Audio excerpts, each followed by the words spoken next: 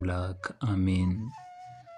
እግዚአብሔር አምላክ ሆይ ምንም እንኳ ኃጢአተኛ ብሆን አባቴ አይጥለኝም በይቅርታው ይቀበለኛል ብዬ ወደ አንተ መጥቻለሁና በፍቅርህ ተቀበለኝ።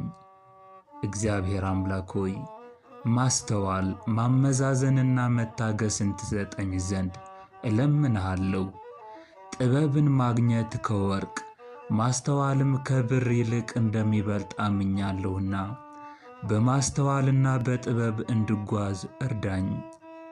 ለወዳጅህ እስራኤል ጥበብን የሰጠ እኔም ባሪያ ክፉውን ከደግ ብርሃኑን ከጨለማ እውነቱን ከሐሰት ቅድስናን ከርኩሰት እምነትን ከመናፍቅነት የምለይበት ጥበብ ስጠኝ።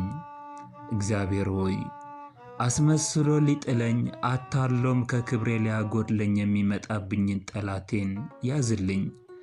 በስሜት ከመነዳት ሳያስተውሉ ከመናገርም ጠብቀኝ።